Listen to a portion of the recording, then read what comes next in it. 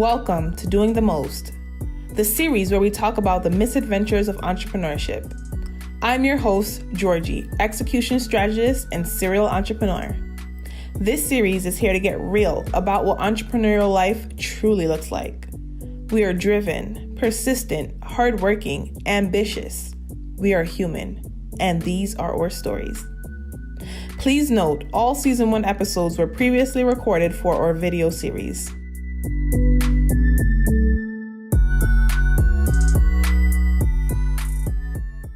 Welcome back to Doing the Most, the misadventures of entrepreneurship. For today's episode, we have Nguyen, the founder of Build Your Own Brand Live, and he's going to be here telling his story, and we're going to be figuring it out and hearing all his misadventures of entrepreneurship. So Andrew, why don't you go ahead and give us a little bit of a deeper introduction of yourself? Wow. Cool. Awesome. Thank you so much for being here. Or for inviting me to be here. How long do I have? Is this like a 1-minute intro or like a? Take as much as you like.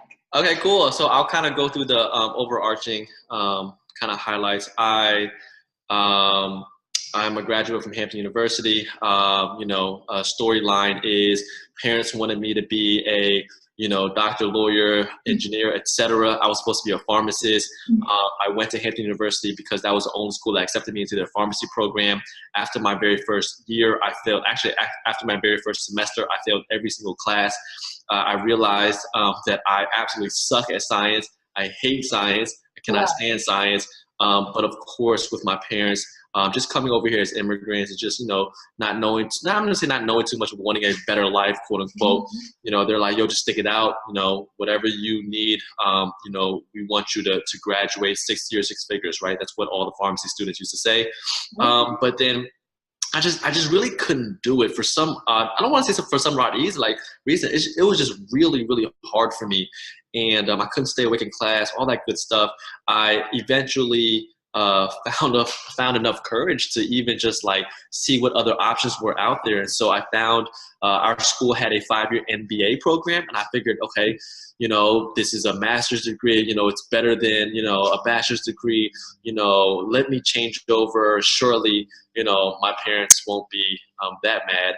And I switched over, but I was very scared and I didn't tell them. By the time they found out a year later, went crazy, went berserker, if you want to get an MBA, go to the University of Maryland. That's where I'm originally from. $2,000 in-state tuition versus $22,000, for a private institution. And so for them, and I get it, it just didn't make logical sense. And everything for them just very practical, very logical. But at the same time, though, what happened was, I really started really getting introduced to what I consider my first kind of steps and taste of what personal branding, what building a business and stuff like that looked like. I remember one of the very first things I did was, and I'm the type of person where I just kind of look at the market and I see where the holes and the opportunities are. And from there, instead of saying, well, I want to do this or I want to do that or this is my passion, I just kind of, again, it's a problem and a solution. I think that's the fastest way to make money and the fastest way to at least start building some revenue and some income, and then maybe using that to kind of leverage off on other things. But hey, I'm in a dorm room full of males and we're all broke. And I said, okay, let me cut, let me cut some heads.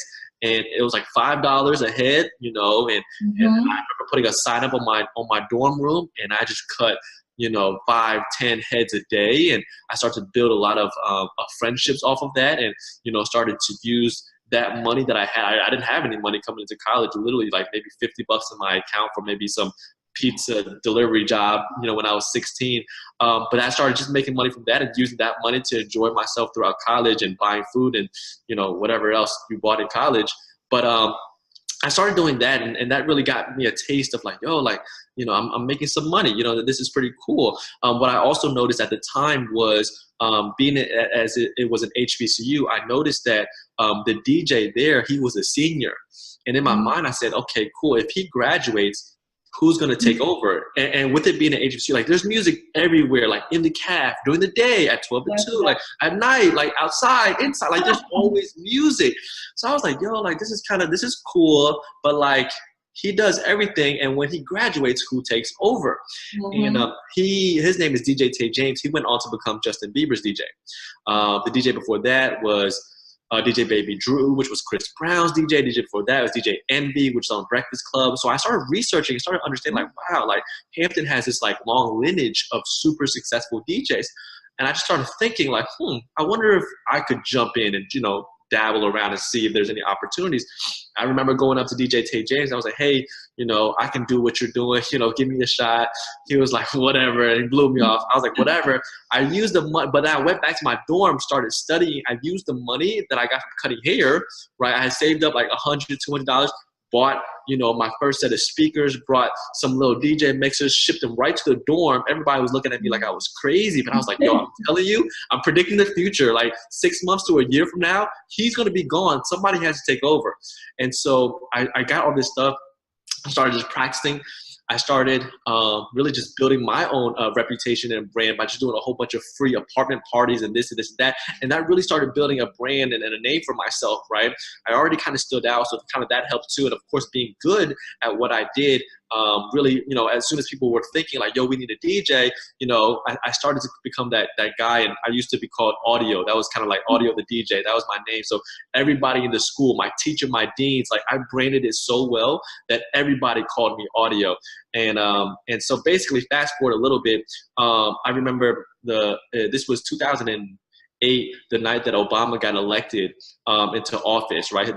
His first term. And they needed a DJ for the on-campus election party, and Tay wasn't available. So somebody had called me and said, hey man, we need a DJ. Tay's not available. He has to go to DC and do this, this, and that.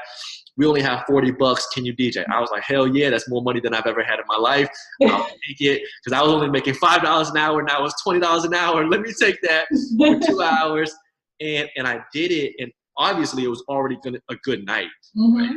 Mixing some songs, make it a party. Next thing you know, like come Monday, the election, it was all in the newspaper. I was on the front cover. Like everybody was kind of talking about how awesome the event was. And from there, it kind of just started really like building. That all happened my freshman year. So I take it a step back. That was on the front end. On the back end, I was failing all my classes. I was on the verge of getting kicked out of school. I had lost a little mini scholarship that I had, and my parents had just found out and wanted to pull me out of school. And I got to a point where eventually when I told my parents, so I used all that to say like all this momentum was being built up, and just a lot of faith and favor was being built up. And I remember when I finally had the discussion, my dad was just like, well, if you're changing your major, we're not going to pay for your school. And I was like, dang. And I was like, nah, like for some reason I know like I'm supposed to be here. I can feel it, blah, blah. He was like, we're not paying for your school and we're not going to support you. Don't come home. Don't talk to us if you feel that. And I was like, damn. I remember specifically my dad just telling me, because he was so gung-ho on it. And I understand where he's coming from, but it's a very, very conservative old school mindset. And I had to make a bet.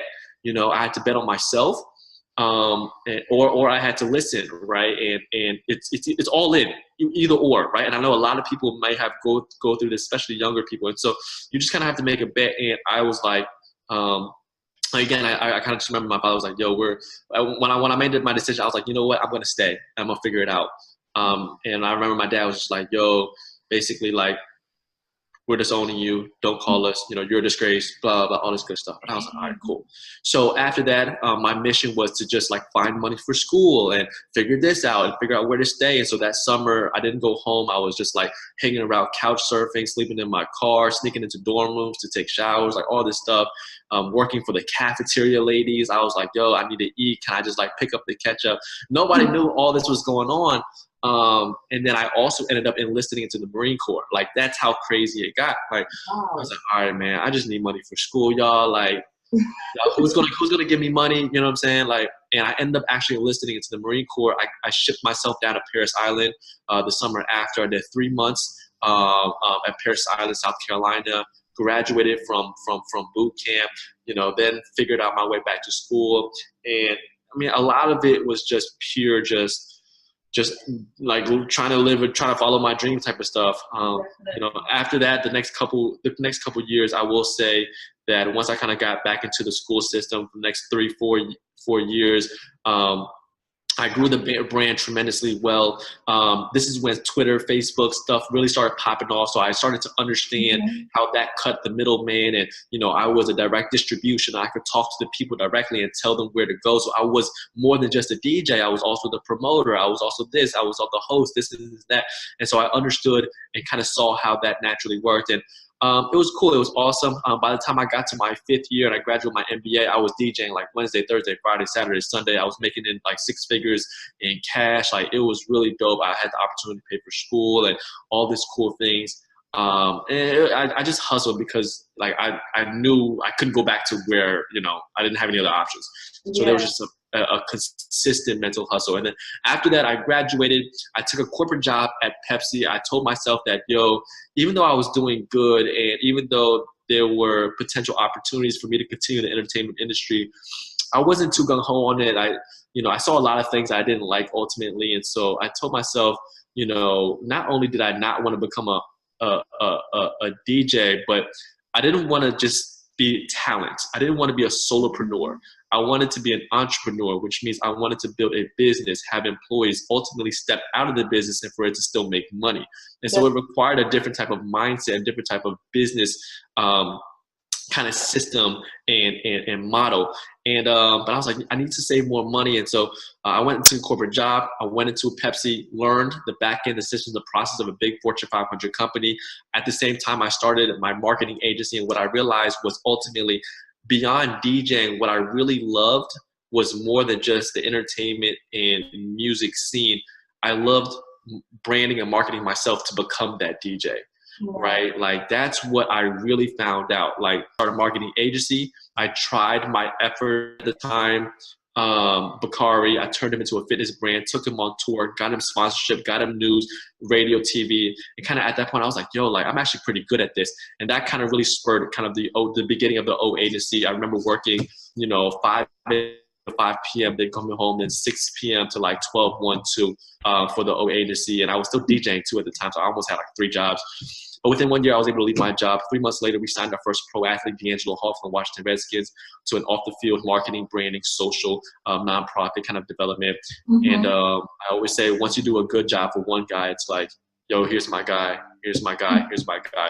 So over the past 3-4 years, we've represented and worked with dozens and dozens of different pro athletes, a lot of CEOs, executive entrepreneurs in the personal branding and digital space. BYOB, right, which, like you said earlier, stands for Build Your Own Brand, is a platform we launched just last year. And for us, as I've grown in the past 4 years, I've seen so many things in the tech scene, in startup scene, in all these big conferences that I've invested into. But I know that my peer group haven't been able to have access to, whether it's just a level of comfortability, whether it is a price barrier, whatever it may be. And I was like, I want to bring all this information, connections, knowledge, experience, to my peer group, which is predominantly, we call it underrepresented business leaders and entrepreneurs. So a lot of women, a lot of minorities, people of color, et cetera, et cetera. And that's kind of how BYOB started. And we started last year, and we started doing workshops all across the country. And we hosted our very first conference this past May in DC and had over 1,000 people show up. And so to me, it tells me that the people, the people believe in what we're doing, they understand what we're doing, and they appreciate what we're doing. And so we're excited. We're getting ready to launch. We actually already launched the BYOB retreat next year in Atlanta, Georgia, and we're anticipating about 2,000 people there. So we're really excited to continue growing and building. And well, thank you so much, Andrew, for that great immaculate introduction. So we got to know a lot about you. So I'm going to pick a little bit at some of the stuff you mentioned in your introduction. So you mentioned that your family, your parents were from an immigrant family. So where does that heritage lie? Like, where are your parents from? Vietnam. Nice. Yeah, so I'm also I'm an immigrant myself. So were you born in Vietnam, or were you born here in the US? No, I was born here. Where are your parents from? Jamaica, but it's the same story when it comes to 100%. So my best friend is her parents are from Ghana, and I hang around them down, I really think African and Asian parents are exactly the same. Like the way that they kind of just like, the way they demand just like respect and do this and do that. And these are what we want. Like it's literally like, so even though a lot of people that might not have Asian parents like me, definitely if you have African parents, we're kind of definitely on the same page and understand a lot of the similarities. Yep, it's the same thing. Doctor, lawyer, nurse, accountant, those are your job routes. And if you go anywhere else, it's like, oh, what's wrong with you? But when you come back home with a little bit of like money or like, they're like, oh, okay, you come back. Oh, so did they accept you back? Like, did they disown you? I mean, to be honest, the story isn't really like done. I'm still not that close with them. They don't know too much about what I do. It's just, it's just so much. Even me, like my life has been a whirlwind. Like I literally move to a different place every 6 months, and it's hard to even explain sometimes. You know, I kind of just want to come home one day and maybe like write a big check to them, and then be like, it's okay. Like, it's hard to explain what I do to them. Yeah, I definitely hear that loud and clear. I am in the same exact boat. When folks and my family members like, oh, what do you do? Or why don't you have a job? And it's like, they're like, oh, why are you home and always on the computer? And I'm like, I'm working. Yeah. That's what I'm doing. But I definitely can understand and resonate with that. So what has been the craziest adventure that you've had so far, or the misadventure as the series is called, that you've had so far while building the O agency? Wow.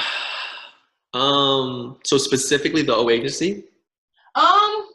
Or which part of my life? You're talking about college life, O agency life, or BYOB life? I would say O agency life, because you it's you and like other employees, and you have like employees and like so like what is like a crazy misadventure that you would have never thought of beforehand that happened while having O agency? Oh, okay, cool. Well, I'll take this several different ways. So the O agency has definitely been a very interesting journey. I think the craziest.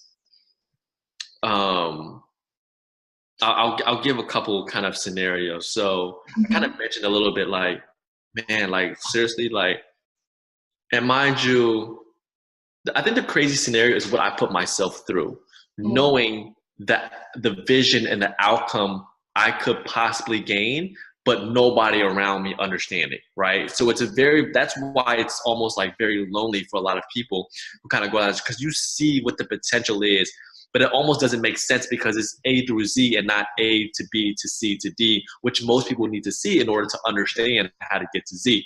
But you see that in your mind. So for me, it's like, remember, I was already bringing in like 6 figures, right? But I was just living so frugal. Like I was still eating like ramen noodles. I was just being very cheap because I was still trying to save money, because I knew that I needed money in order to take it to the next step, or to do this next thing, or to constantly invest in myself. And the level of frugality and how hard I was working was so funny. Like I was waking up at 4 o'clock in the morning. Like to go into a little bit more detail, I wasn't waking up at 4 o'clock. I had to be at work at 5, easily 12-hour days till 5 p.m. I would go home. I was DJing for Hampton because I still had contracts for their like basketball and football games. So I would drive. I was in Richmond at the time. I would drive an hour and a half. Oh my gosh, so bad. So I kind of skipped the part. So even when I was working, I'll be honest with you, I was just like, I was taking advantage of my job so bad. I was like, because I was out in the field a lot. So sometimes I would just be out in the field, but I would go home or go to my own clients or do other things. I was just like, it's totally not recommended, but that's what I did. And then I left my job. I would drive an hour and a half down to Hampton, DJ basketball game, 6 to 8, 8 to 10, drive an hour and a half back, get home at like 12, then try to put in another like hour or 2 for the old agency, and then wake back up at 4 o'clock, right? So that was kind of like my life for an entire year. And a lot of it was adrenaline. I think there was 2 things that was keeping me going. A lot of it was, number one is adrenaline, just the excitement to see things moving and like doing something that a lot of people weren't doing. And then the other half of it was Pepsi's fault, because they had a lot of energy drinks and I was getting it for free. I was like, which is not recommended also, but like I was like downing it, and I was just so wired, but you know, it is what it is. But even throughout this process, like I went through a lot of things. Like there's a specific time that I remember, like I had brought on a couple of employees. this doesn't really have to do with the business, but it's just funny because I remember even like getting robbed at gunpoint, and my life was like almost over. Like I was in Richmond, you know, because what you're doing is, you know, at the beginning, like you're always trying to maximize your income. So, you know, you might do side hustles, you know what I'm saying? You might be selling things on Craigslist and, you know, taking your Christmas gifts and selling them, and, you know, might even drive Uber and might even doing this. And so I had multiple little things going on too, just to stack up my bread. And I remember trying to sell a cell phone that I had gotten for Christmas. And I was just dumb. I was dumb. And so I call this a misadventure just because it sounds like it. But like, I remember selling an iPhone on Craigslist, and this guy, like so many things just didn't seem right, but I was being over just zealous in trying to sell this phone and trying to get this money, that I was texting this guy, and he was like, yeah, I don't have a car, can you come to me? And I was like, yeah, sure. And it was late at night, and it wasn't a public place and all, but I was like, in my mind, I don't know why, I was like, I want to sell this, you know. I was just like, signs were there. all the signs. And so, you know what, I left, and I even brought one of my partners at the time with me, and I actually brought a knife too, and I was being funny, but I brought a kitchen knife with me. I was like, yo, you know what I'm saying, just in case. You know, my partner at the time said, you want to come with me? She came with me. We went, and like, I pulled up to the apartment complex. Guy came out, jumped into the car, and I was like, it's a little off, a little weird. But I was like, yo, why are you in the car? And he was like, yo, you got the phone? I was like, yeah, you got the money. And next thing you know, like, I take it out. Next thing you know, he's like, yeah, I got the money. Comes out, pulls a gun, and points it straight at my head. And I'm like, oh, okay. Then I go ahead and just grab the gun, and now we're like wrestling back and forth. He grabs the phone, and we're wrestling back and forth. And then I took my knife, and his chest was right over my knife. But I was like, damn, if I stab him, he might pull the trigger. And then we just get into this crazy mess. In my mind, all this was going on. Eventually, I just dropped my knife, and he pulled back, and he ran away. And I don't know, like, it's just all this crazy stuff. And I you know, it's part of hustling, it's part of doing things and not thinking clearly, and, you know, all these good things. But all them energy drinks messed you all the way up. Hey, man, hey, this is a disaster for Recipe, but this is a real misadventure of just hustling. And but luckily we got out of it alive. It's crazy because the next day I come out to my car, I turn around, I look in the back seat, and there's a wallet in there. I was like, wait, I don't have a brown wallet. I opened it up, and it was the guy. Because when we were wrestling, it fell out of him, right? Wow. So I came around it was dark the night before. I came around, opened the door. I saw his wallet. I saw his shoe print, and I saw his freaking, I didn't realize this, but I had his gun clip had also fell out in my car with all the bullets in there. And I was like, yo, hey, detective, we got it. I was like, wow. And they got him. Like, it was crazy. That is a crazy case. That right there is a misadventure. And I think that's how we talk. All the stories that we've gotten so far. That is really crazy. And it just shows, like, what I want to reiterate to the audience right now is just like, it just shows your persistence. And even when the times got crazy, you kept going. And a lot of people would have let that kind of scare them into saying, you know, I got to chill all the way out. But you have to realize and take, you know, the good from the situations, even the bad situations, they're still good. And, you know, from the good situations, also recognizing where you could improve. So just really happy you got out of that alive. You guys all were safe. And that is really the key. So now, you know, it's been a couple years with the O agency, and now you're launching this new the BYOB brand, right? So how does that feel? Is it like a segment of the O agency? Is it more so like a passion project? Like, how does that feel to be working? Yeah, 100%. It's both. I would definitely say it's a segment of the O agency, and it's also a huge passion project. I mean, look, we're almost doing the exact same thing, right? So, you know, we work with so many high level, whether it's athletes, earners, entrepreneurs, CEOs, and, you know, we're doing all these things, and we're learning, and we're growing. And a lot of it now is, along the path, I've made lots of just awesome relationships with a lot of people, probably in the same circle as you, to be honest, especially if with you naming Anthony and John and all those people. I mean, a lot of just, dope founders, especially, minority founders who have built other 6 and 7 figure businesses. And I wanted to really create a platform that really highlighted them. The main reason being is because it's the real deal, right? I think, especially, we're growing and we're changing with the market, as you can tell about how I think. But even a year or two ago, like this whole like internet coaching, and there's so many things that are going online that I think it's it's really just people taking advantage of the market because of internet and accessing technology, and and even just being an influencer. Like, what does that mean? You know what I'm saying? And so many people are caught up in this kind of bubble. And what I want to do is I really want to create a space that's actually real. You know what I'm saying? That's not and nothing bad to these industries, whether it's network marketing or whether it's internet coaching and this and that. Like, nothing bad towards make money and how you make money. But I know, because I've actually dabbled and been in those worlds, that there are people, like, the success rate is so low. You know what I'm saying? And it's not a real thing. And I think that we really want to show people what the real deal is when it comes to building a business, not only on a professional side, but a mental side, because it takes a lot of personal development also. And so when we do our conferences and retreats, it's like, we had a Vice team come down and do a mental health panel.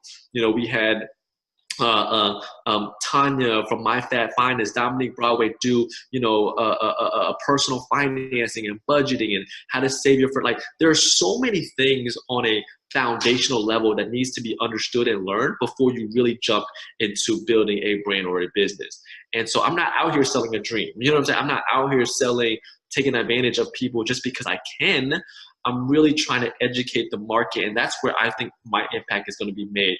And I might not make the most money, although I probably could if I wanted to go down that route. I think I will be someone who's tremendously impactful on a lot of people's lives because of the programs and the opportunities that we rise and touch people with BYOB Live. Yeah, definitely. And I support that 100%. So over the last couple of years, I was telling you earlier when we were chatting, like, I had my startup Illicit Mind, and we did over 60 in-person events in like that 3-year span. And it's just really, and then I saw so many other people doing, like, selling the dream and not really explaining the work and educating about the efforts and the knowledge that people go into the dream to make it happen. And so that's why I'm like trying to bring forward this content, because I'm like, everybody's online, everybody's doing these webinars and talks. So it's just like, here's the, they're going to sugarcoat it. They're going to give you nothing but sugar. Actually, it's just like a coffee with nothing but sugar in it. Like, here's the bitter. Like, here, there's sweetness to it too, but you have to realize that it's not just, okay, if I create an Instagram account and I open a Shopify store, that means I'm going to get followers, people are going to buy my stuff. You have to be out there putting in the work. And just not thinking it's just gonna happen 1, 2, 3, and then also not giving up when it doesn't happen 1, 2, 3. You have to, DJ at your school. You have to cut hair. You have to work your day job and then make that money funnel into your side hustle. And then, like, this whole mentality about, like, quit your job. It's just like, what's wrong? No, if you quit your job, you're not. Most of us don't have a security blanket. And just being realistic, like, if you hate your job 100%, like, you can't stand it, okay, quit your job, but get a new job that can fund you. But don't just quit your job because, I'm gonna sleep on a couch. Like, not everybody has a couch you can sleep on. They're paying for it. You're supposed to just get it for free. So I think just reiterating, and I'm really proud of you for that, reiterating the education and the work that needs to go into getting it done. And thank you so much for being here. And to start wrapping up, I have one final question to ask you. If you could give advice to any dreamers or doers or entrepreneurs out there, what type of advice would you give them? I hate this question. I mean, we all do, but it's a question. No, I mean, I'll try to talk it out, right? And sometimes, sometimes I have like great points based on how I'm feeling right now, just with the market and with what I'm watching and seeing. It's a very overarching question, right? So it's not specific, but and it covers so many things, potentially. What advice would I give people right now? Honestly, I think that I am very aware that um, I am very aware that what I'm doing now, honestly, has been 10 years in the works. You know what I'm saying? And a lot of people don't realize that, um, a lot of people, think that, again, I don't want to say it's overnight success or blah, blah, whatever, like, oh, he just popped out of nowhere. Yeah. So, you know, I think you really, really have to realize, and this is for a lot of people. I almost can guarantee, and I talk, and I have lots and lots and lots and lots of friends. Like the people who are really good at what they do, there's a whole history to them that you have no idea of. And literally, even the best and most popular, like I know, like a lot of good people, like whether it's coaches or this or that, like whatever it is, like they have a history to them that you literally have no idea of. And so comparing yourself is the number one and worst thing that you could absolutely do.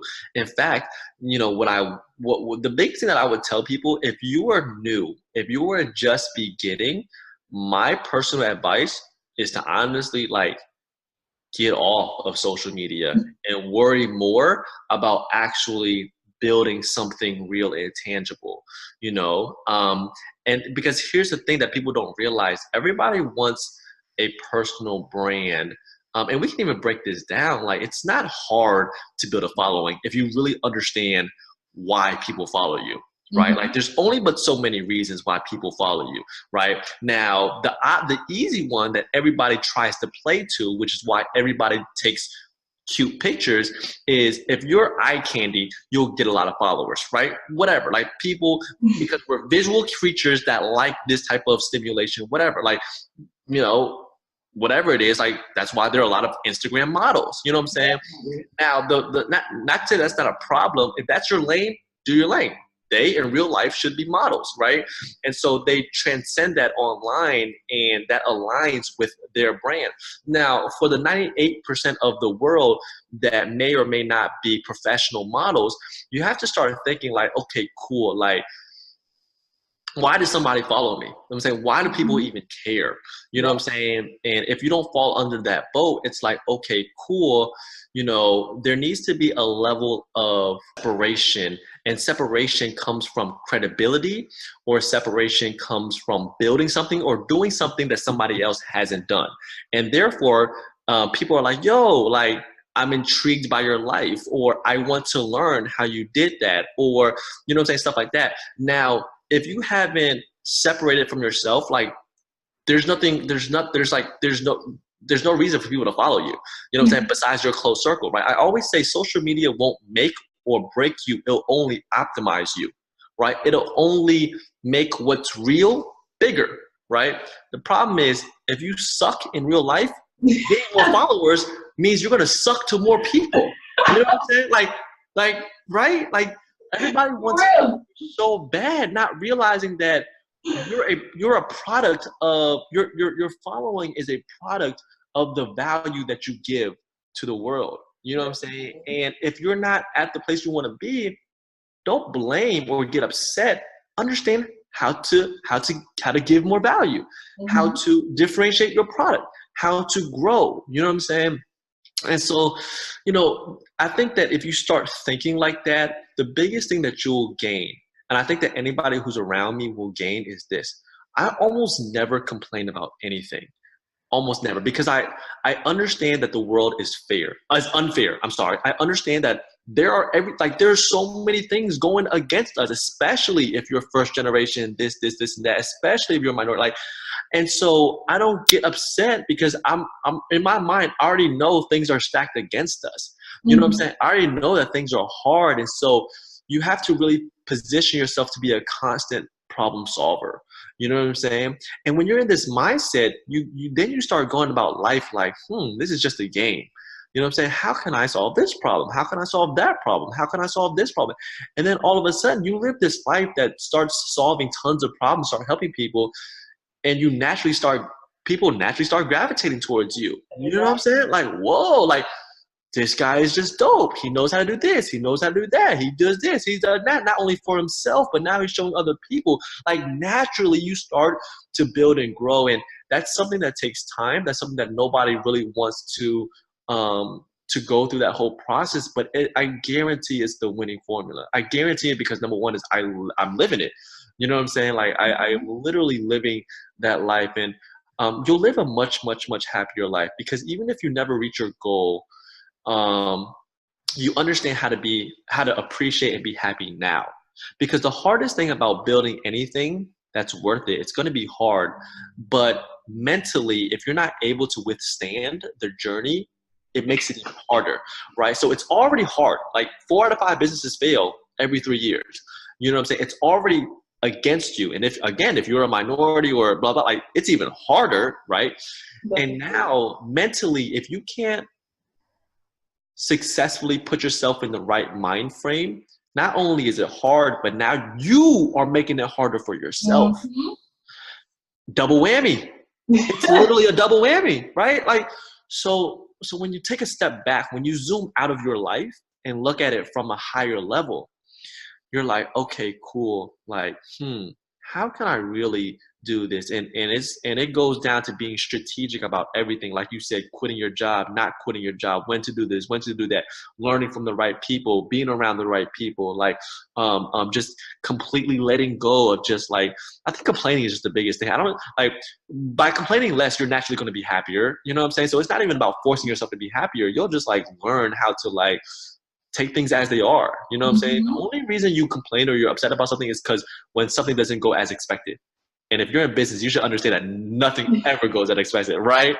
So you're like setting yourself up to fail mentally if you don't understand that. You know what I'm saying? So I'm literally blabbing, but like all of this is just like all of this is advice that might not be like super practical or real. And I can give real advice, but it's just like, if you don't understand this, what happens is at one point it's going to get hard. And if you can't accept that or understand that, even if I give you a quick win right now, and I can, and I'll still leave here with a quick win, even if I give you a quick win right now, you're going to face this point and then you're going to fail and then or you're going to give up. And then, all this was, again, just worthless. Right.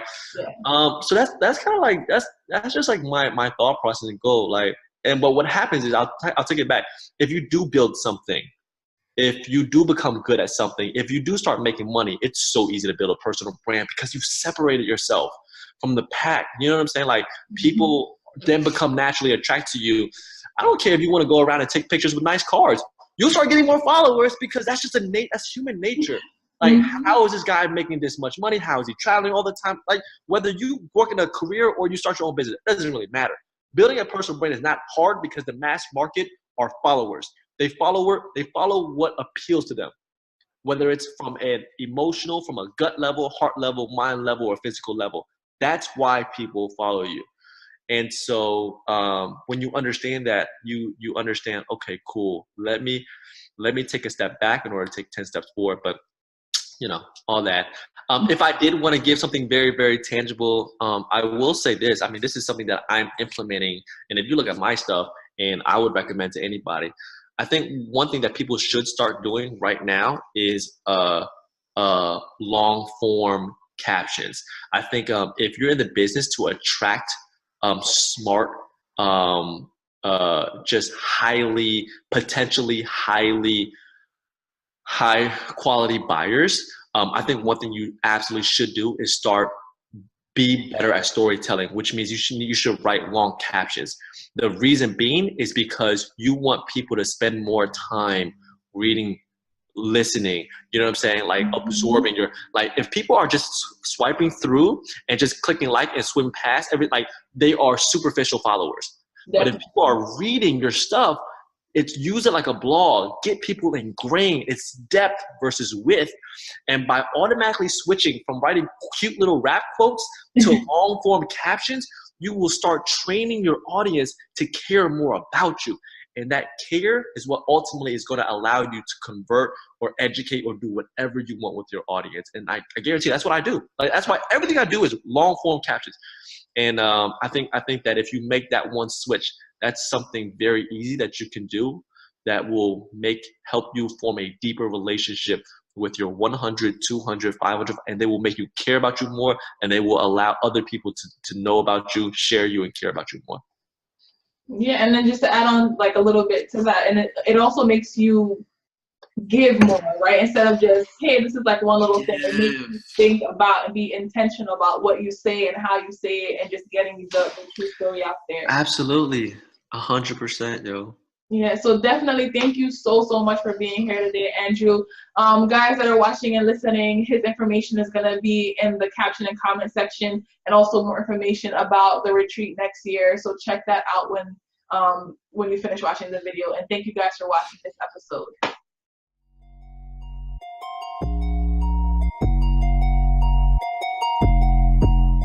Thank you for tuning in to this week's episode of Doing the Most. Catch us here next week. Same time, same place. If you can't wait, head on over to doingthemost.xyz to stay connected. Until next time, keep on doing.